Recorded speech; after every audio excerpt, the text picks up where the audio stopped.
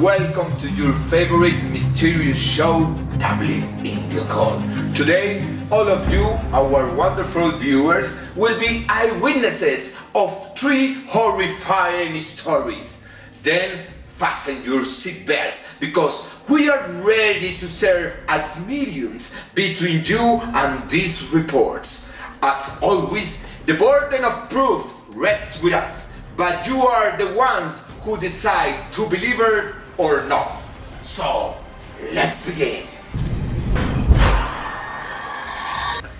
This story begins in the Church of Lourdes Park in the capital city, Bogota. A real ghost into the church? But let's see Alejandro Uribe report from this place. Let's go, Alejandro, with your report.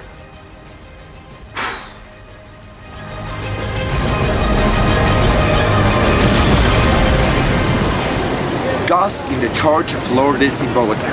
Father Eduardo Castro revealed that a few months ago, a photographic study of the temple was made while it was closed, and then, in the photo, it is clearly seen a woman praying. In the Church of the Park of Lourdes, the parish priest keeps in his office a curious photo in which several people are observed praying. However, the priest gives burden of proof that when we did the study, there was no one in the place.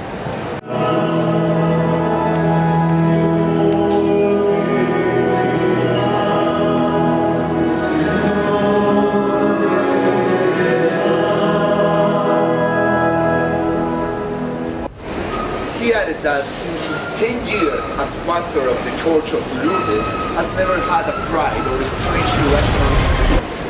The pastor said also that he keeps the photo in his office but does not dare to give a specific thesis of what could have happened to the mysterious appearance. This was Alejandro Uribe for Dabbling in the Occult.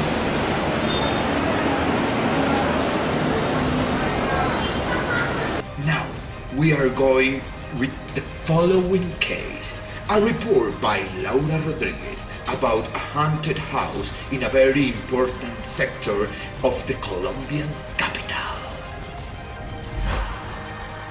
I am in this house in which it has been reported that in the few last years, people have heard screams, shouts, cries, and even spectral figures every full moon.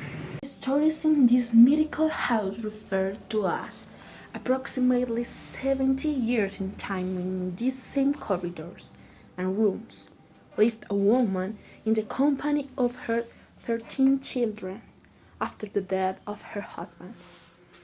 Years later, Mrs. Higgins, staying alone, watching her children die of hunger one by one, she decided to look herself here in this same room, leaving each full moon to light a candle in the name of each of her deceased children. It is said that each one is buried in the basement.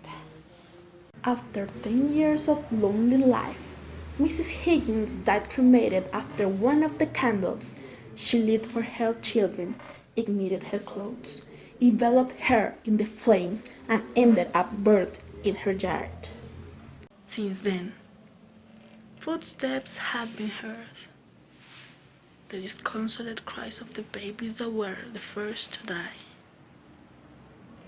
poltergeist, and each full moon, the heart-rending cries that can only came from someone who's been burned alive. In the nights of eclipse, even skeptic neighbors report that they feel a dense aura in the environment. Some others say that objects in their houses move, and others do not bear attention. Higgins' house has not been inhabited since she died, so you can still see some of her belongings with the black walls that bring to mind the memory of this woman dying in flames. Her grave exactly in place where she died, and in addition, the story of his children who died very young. The heavy atmosphere of this house has been confirmed by this reporter. During the report, they heard footsteps and some soft cries. The paranormal activity was not very strong, since On the other nights, people cannot spare more than 5 minutes under that roof. And now, let's see our final story. Esteban Gutierrez reporting from Facatativá. Good morning, everyone. My name is Esteban, and today I'm reporting from Facatativá, a cool city like its stories. So cold that they freeze your body. Here we find the Piedras del Tunjo, considered cultural heritage because it belongs to an indigenous culture. Las Piedras del Tunjo for years have mesmerized the locals with a particular history on which the city was founded. When the city of Facatativá was found approximately 500 years ago, but both the Spaniards and indigenous shared rituals. They exchanged knowledge in French medicine, construction. Indigenous people used to use magic to appease bad spirits that the great sun Spaniards brought as bad decisions that they would use while the sun shines. After a recognized cacique found a gold deposit, he decided to call a group of sorcerers to protect the gold from the greed of the Spaniards where black magic was presented. So the gold was buried in the highest stone mountain in the place and where the cacique could contemplate his glory.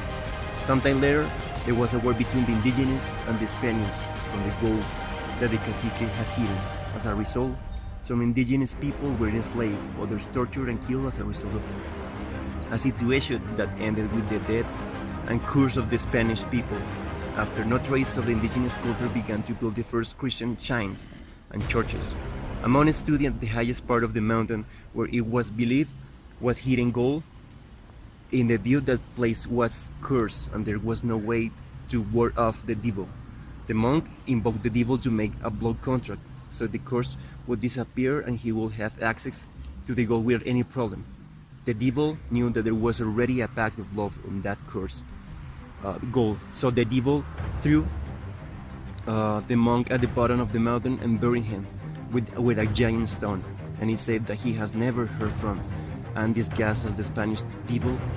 He told him that the monk has committed suicide, and every time someone was going to look from the top of the mountain, people felt like throwing themselves into the void.